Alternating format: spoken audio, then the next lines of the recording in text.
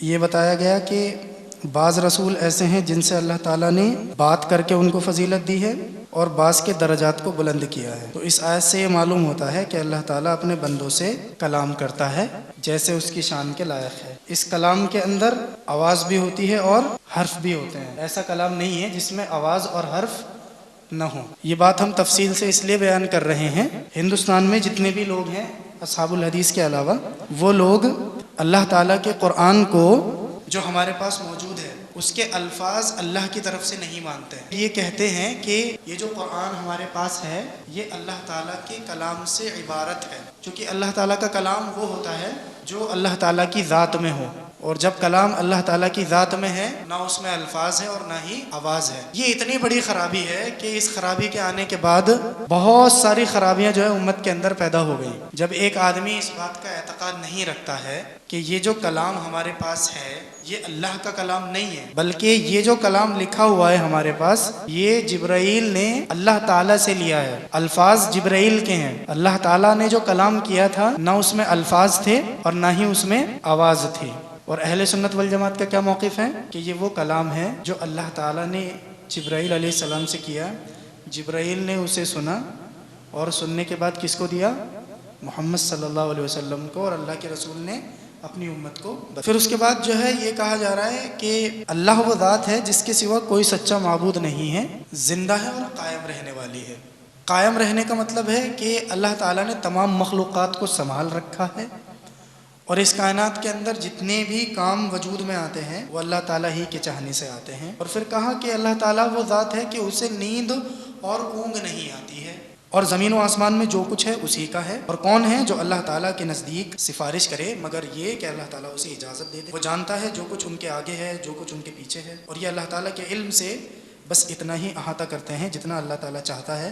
اور اس کی کرسی نے آسمان اور زمین کو گھیر رکھا ہے، اور یہ گھیرنا اور آسمان و زمین کا نظام چلانا اللہ تعالیٰ کو تھکاتا نہیں ہے کہ اللہ تعالیٰ اس کام کے کرنے سے تھک جائے، اور اللہ تعالیٰ بلندیوں میں ہے اور عظمت والا ہے۔ آیت الکرسی کے اندر عقیدے کے بہت سارے مسائل ہیں۔ پہلا مسئلہ توحید الوہیت کا ہے کہ ایک اللہ کی عبادت کی جاتی ہے، اس کے ساتھ کسی کو شریک نہیں کیا جاتا ہے۔ ابن قیم رحمہ اللہ فرماتے ہیں کہ اللہ تعالیٰ توحید اعتقادی اور توحید عملی کی شروعات صبح بھی کرواتا ہے اور رات میں بھی کرواتا ہے۔ صبح آپ کو معلوم ہے کہ جب ہم 2 سنتیں پڑھتے ہیں تو اس میں قل یا ایھا الکافرون اور قل ھو اللہ احد پڑھنا کیا ہے؟ مسنون ہے۔ اور قل یا ایھا الکافرون میں توحید عملی ہے، ہم یہ بولتے ہیں کہ اے کافرو جن کی عبادت تم کرتے ہو ہم ان کی عبادت نہیں کرتے، اور نہ تم ان کی عبادت کرنے والا ہو جس کی ہم عبادت کرتے ہیں، تمہارے لیے تمہارا دین ہے، ہمارے لیے ہمارا دین ہے۔ اور توحید اعتقادی قل ھو اللہ احد میں کہ ہم اپنے دل میں یہ عقیدہ رکھتے ہیں کہ ہمارا رب ہے جو اکیلا ہے، جس کے جیسا کوئی نہیں ہے، نہ اس نے کسی کو پیدا کیا نہ وہ کسی سے پیدا ہوا، اور اس کا ہمسر کوئی نہیں ہے۔ اور جب وطر پڑھتے ہیں تو بھی آخر 3 رکعتوں میں سے 2 رکعتوں میں قل یا ایھا الکافرون اور قل ھو اللہ احد کا اہتمام کرتے ہیں۔ مطلب صبح ابتدا بھی توحید پر ہو رہی ہے اور رات کی انتہا بھی توحید پر ہو رہی ہے۔ لیکن امت کے اندر بڑا المیہ ہے، آپ چلے جائیں مسجدوں میں وطر پڑھیں جا کر، کم سے کم یہ 3 صورتیں تو آپ کو نظر نہیں آئیں گی، نہ سبح اسمہ نظر آئے گی، نہ قل یا ایھا الکافرون، اور نہ ہی قل ھو اللہ احد۔ چونکہ مجھے یوں لگتا ہے اصل میں انہیں ضرورت ہی نہیں ہے، توحید وحید سب سیکنڈری چیزیں ہیں۔ اللہ تعالیٰ کے رسول صلی اللہ علیہ وسلم نے ہمیں یہ حکم دیا ہے کہ آخری تشہد میں 4 چیزوں سے پناہ مانگا کریں، ایک عذاب قبر سے، دنیا کے عذاب سے، زندگی اور موت کے عذاب سے، اور دجال سے۔ یہ دعا مانگنے میں فرقہ کہاں سے آ جاتا ہے؟ چلو ٹھیک ہے، رفع الیدین کرنے میں فرقہ دکھتا ہے، آمین کہنے میں فرقہ نظر آتا ہے، 8 رکعت تراویح پڑھنے میں فرقہ نظر آتا ہے۔ یہ کون سی فرقہ واریت ہے کہ اللہ کے رسول حکم دیں کہ تم دجال کے فتنے سے پناہ مانگو، لیکن فرقے نے ایسا پاگل بنا دیا، اس دعا سے بھی محروم کر دیا۔ اور مجھے کبھی کبھی یوں لگتا ہے کہ اصل میں انہیں ڈر لگتا ہی نہیں ہے دجال سے۔ یا تو ایک معنی یہ ہے کہ ڈر لگتا نہیں ہے دجال سے، یا دوسرا معنی یہ ہے کہ جب ہم چھوٹے دجالوں سے نہیں بچتے تو بڑے دجالوں سے کیا بچیں گے؟ 2.5 روپے والے لوگ، 2 روپے والے لوگ، کوئی نیتا بننے کے نام پہ، کوئی پیر اور ولی بننے کے نام پہ، کوئی بزرگ بننے کے نام پہ جن لوگوں کو اچک لیتا ہو، تو وہ دجال جس کے پاس روٹی اور پانی کی نہر ہوگی۔ اب یہ دنیا میں جتنے بھی ایمان فروش لوگ ہیں کس لیے بیچتے ہیں دنیا کو؟ روٹی کی وجہ سے۔ تو میں سوچتا ہوں کہ جب یہ دجال آئے گا اور اس کے پاس روٹی کا پہاڑ ہوگا اور پانی کا پہاڑ ہوگا تو کیوں کر ہم لوگوں کے لیے آسان ہوگا کہ ہم دجال سے بچ سکیں، مگر یہ کہ اللہ تعالیٰ جس پر رحم کرے۔ تو ہمیں چاہیے کہ ہم اللہ تعالیٰ کی توحید کو لازم پکڑیں، اور اسی توحید کا یہ جز ہے کہ اللہ نے جو دیا ہے اسے لے لیں گے، رسول نے جو بات بتائی ہے اس کو مانیں گے، رسول جہاں چلے گئے ہیں وہیں چلے جائیں گے۔ اس کے بعد کہا جا رہا ہے کہ اس کی کرسی نے زمین و آسمان کو گھیر رکھا ہے۔ ابن عباس فرماتے ہیں کرسی سے مراد موضع القدمین ہے، اللہ کے دونوں کے قدم رکھنے کی جگہ، اور یہ اللہ کے قدم کیسے ہیں ہمیں معلوم نہیں ہے۔ اور آپ کو معلوم ہے اس کو بھی زیادہ تر لوگ بھارت میں نہیں مانتے، وہ کہتے ہیں اللہ کا قدم کیسے ہو سکتا ہے، قدم مخلوق کا ہوتا ہے۔ تو اب اس طریقے کے لوگوں کو قرآن کبھی فائدہ نہ دے گا اگرچہ وہ ہر مہینے روزانہ ایک ایک قرآن رمضان میں ختم کریں۔ اس کے بعد یہ کہا جا رہا ہے کہ ابراہیم علیہ السلام جو تھے یہ بہت ایکسٹرا آرڈنری نبی تھے، یہ موحدین کے امام تھے۔ تو اللہ تعالیٰ سے کبھی کبھی ایسی بات بھی کر لیتے تھے جو بظاہر ایک آدمی کو تھوڑی سی عجیب سے لگتی تھی۔ ایک بار کہنے لگے اللہ تعالیٰ کیسے زندہ کرے گا؟ تو اللہ تعالیٰ نے کہا یقین نہیں ہے تمہیں؟ تو کہا اللہ یقین کی بات نہیں ہے، یہاں اطمینان کا مسئلہ ہے۔ تو کہا پرندے اکٹھے کر لیں، قتل کر دیں انہیں۔ کب قتل کرنا ہے؟ پہلے ان کو اپنے سے صدہ لینا ہے، تمہیں جان جائیں، ان کا رنگ پہچان لو تاکہ شک نہ رہے کہ وہی والے ہیں یا بعد والے ہیں۔ قتل کر کے رکھتے ہیں اور دیکھتے ہیں کہ یہ ایک پکارتے ہیں اور اللہ تعالیٰ انہیں ان پرندوں کو واپس بھیج دیتا ہے۔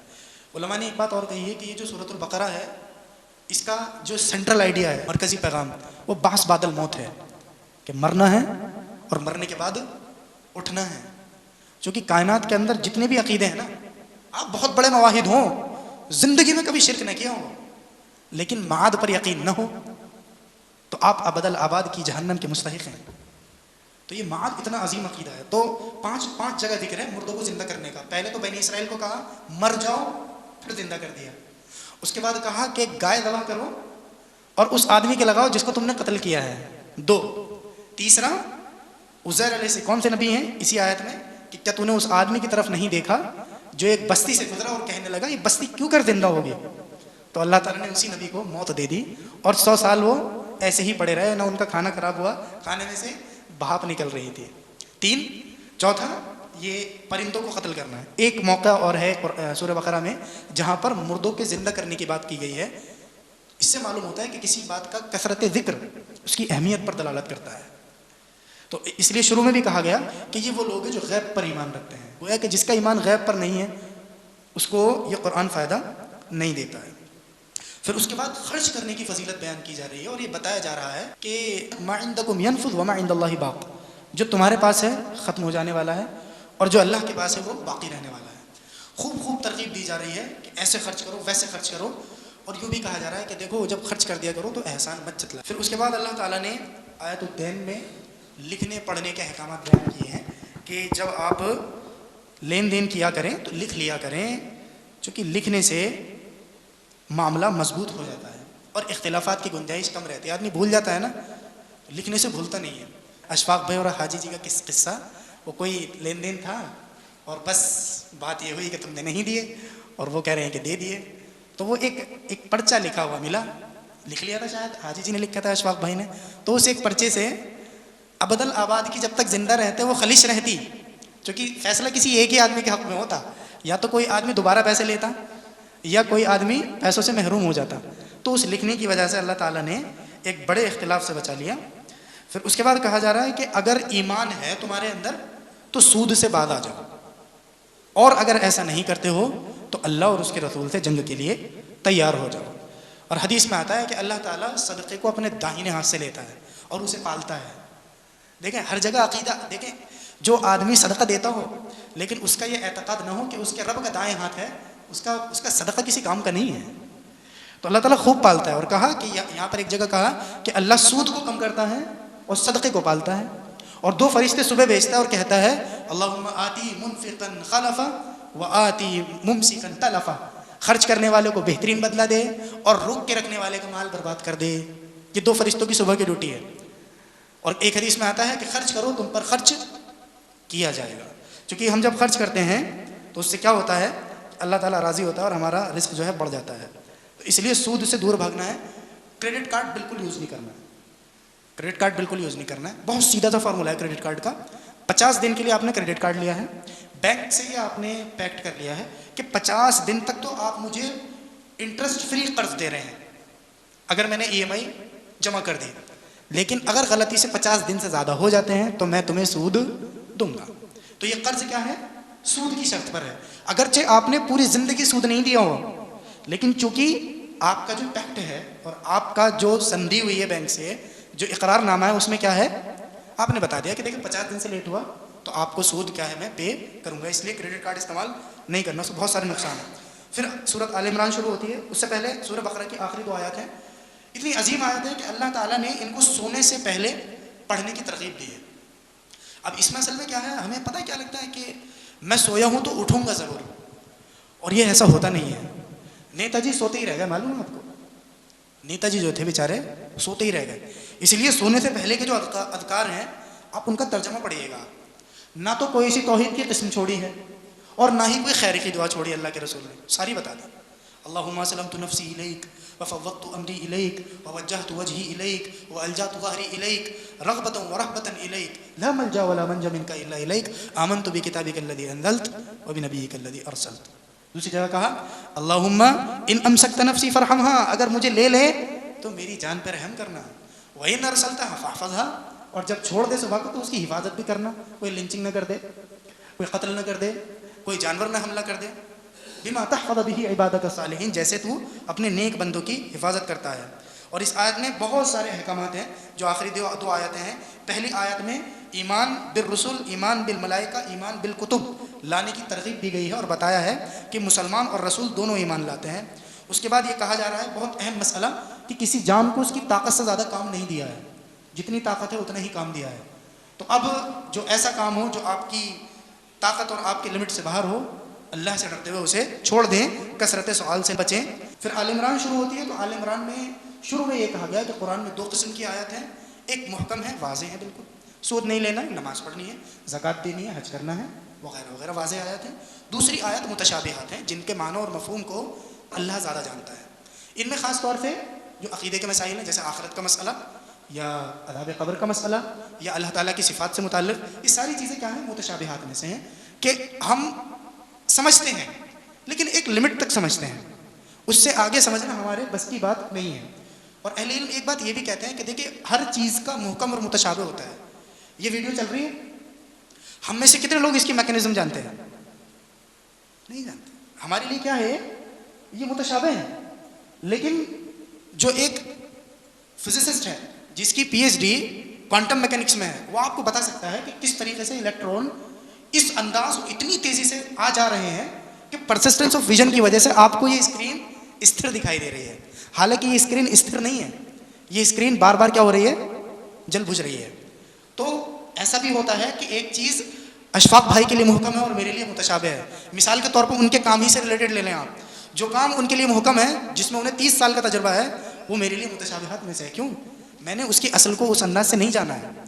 تو قرآن کی آیت کا بھی یہی مزاج ہے کہ بعض آیت بعض کے لیے محکم ہے اور بعض آیت بعض کے لیے متشابہات میں سے. علی کل حال آپ کو ہر آیت پر ایمان لانے ہیں اور باطل تعویل سے بچنا ہے. پھر اس کے بعد ایک دعا مانگی جا رہی ہے کہ اے ہمارے رب تو ہمارے دلوں کو ٹیڑھا نہ کرنا ایمان لانے کے بعد. پھر اس کے بعد اللہ تعالیٰ نے یہودیوں کی قباحت بیان کی ہے کہ ان پر اللہ تعالیٰ نے ذلت تھوپ دی ہے. انبیاء کو قتل کرتے تھے اور لوگوں کو اللہ کے راستے سے روکتے تھے. لیکن سارے اہل کتاب برابر نہیں ہیں. کچھ ایسے بھی ہیں جو راتوں رات اللہ تعالیٰ کی عبادت کرتے ہیں, سجدہ کرتے ہیں, استغفار کرتے ہیں.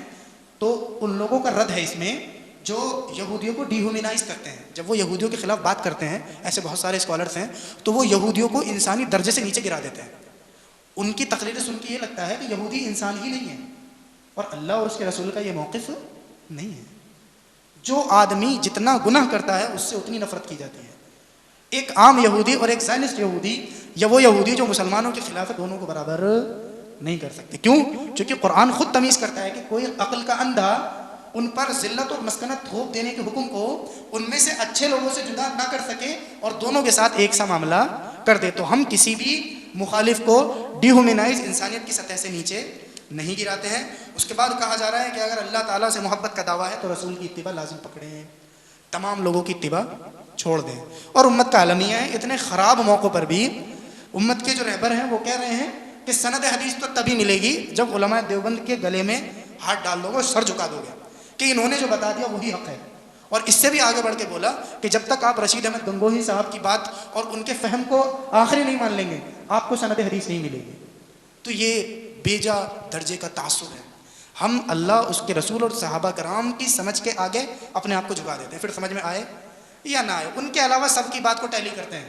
کتاب و سنت کے موافق ہوگی آمنا و صدقنا، اگر راسی والے ناک اور سر اس کے خلاف ہے تو عزت سے چھوڑ دیں گے۔ اہل سنت میں سے ہوگا تو دعا بھی کریں گے اس کے لیے اور مغفرت بھی کریں گے، اور بدعتی ہوگا تو لوگوں کو ڈرائیں گے بھی اس سے اور لوگوں کو منع کریں گے کہ یہ اپنی بدعت میں واضح ہے، اس کی نماز جنازہ نہ پڑھنا، اس کے لیے دعائیں مغفرت نہ کرنا۔ کیوں؟ کیونکہ اس کی بدعت اتنی خراب ہے کہ اس کو کفر تک پہنچا دیتی ہے۔ پھر بیچ میں ایک تذکرہ کیا جا رہا ہے کرامت کا کہ مریم علیہ السلام کو اللہ تعالیٰ نے بے موسم پھل دیے، تو اس سے اہل سنت کا عقیدہ معلوم ہوتا ہے کہ اہل سنت کرامات پر ایمان رکھتے ہیں، لیکن کرامات کے نام پر علم غیب پر ڈاکہ نہیں ڈالتے۔ جو کچھ لوگ کیا کرتے ہیں، کرامت کے نام پر تمام وہ چیزیں اللہ کا خاصہ ہے وہ کس کو دیتے ہیں؟ بزرگوں کو۔ قبر میں سے ہی بتا دیتے ہیں تمہارے پیٹ میں وقت کا ولی ہے، کیا پہنچے ہوئے بزرگ ہیں، اور اس کو کرامت کے نام پر پیش کیا جا رہا ہے۔ تو ہم ایسا نہیں کرتے ہیں۔ بارش، کیونکہ آج تو گھر بنا ہے، آج نہیں ہوگی بارش، ہم کہہ رہے ہیں نا، اور بارشوں پہ کس کا حق چلتا ہے؟ اللہ کا، ہے نا۔ تمہاری تو کرامت ہو گئی، ہماری آفت آ گئی۔ اگر اب کی بار قبر سے مٹی لے جانے والے کو شفا ہوئی، مٹی نہ ڈالوں گا، ننگے پڑے رہو گے۔ یہ ساری باتیں کرامت کے نام پر لوگوں نے لکھی ہیں آپ کے چھیتر میں، آپ کے دیش میں، اور اس کو باقاعدہ جو ہے قدر و منزلت کی نگاہ سے پڑھا بھی جاتا ہے۔ اس کے بعد اللہ تعالیٰ نے عیسیٰ علیہ السلام کے مردوں کو زندہ کرنے کا ذکر کیا ہے، اور ہر آیت میں یوں کہا ہے کہ اللہ کے حکم سے، تاکہ کوئی کجی اور ٹیڑھ تلاشنے والا کسی ایک آیت کے ایک جز میں اللہ کا حکم جیسے ہی ثابت ہو تو وہ کیا کہے؟ عبد القادر جیلانی بھی تو ہیں، زندہ کر دیتے ہیں، اللہ کی کیا ضرورت ہے، عبد القادر جیلانی ہی زندہ کر دیں گے، اور یہ قصے سناتے ہیں۔ اس کے بعد یہ کہا جا رہا ہے کہ ابراہیم نہ تو یہودی ہے نہ نصرانی ہے، وہ مسلمان ہیں، حنیف ہیں، مشرک نہیں ہیں۔ ہم بھی مسلمان ہیں، لیکن جب بدعتی آ جائیں گے تو فوراً بول دیں گے اہل سنت ہیں، اور جیسے ہی اہل سنت کے نام پہ بدعتی آئیں گے بول دیں گے اصحاب الحدیث کے طریقے والے اہل حدیث ہیں۔ ہم ڈنڈورا نہیں پیٹتے کہ میں سلفی ہوں، میں اہل حدیث ہوں، ضرورت پڑتی ہو تو اپنے منہج کی وضاحت کر دیتے ہیں۔ پھر اس کے بعد آخر میں یہی کہا جا رہا ہے دین اور اسلام وہی قبول ہوگا جو اللہ تعالیٰ نے جس کو اسلام بنا دیا ہے، اس کے علاوہ اگر کوئی دین اور دھرم اور ایمان تلاش کرے گا تو ایسے آدمی سے وہ دین قبول نہ کیا جائے گا، اور وہ آخرت میں خسارہ اٹھانے والوں میں سے ہوگا۔ اللہ تعالیٰ سے دعا ہے کہ اللہ تعالیٰ نیک عمل اور اچھی سمجھ کی توفیق عطا فرمائے۔ بارک اللہ لنا ولکم فی القرآن العظیم ونفعنا وإیاکم بما فیہ من الآیات والذکر الحکیم، انہ تعالی جواد کریم ملک بر رؤوف رحیم، وصلی اللہ علی نبینا محمد۔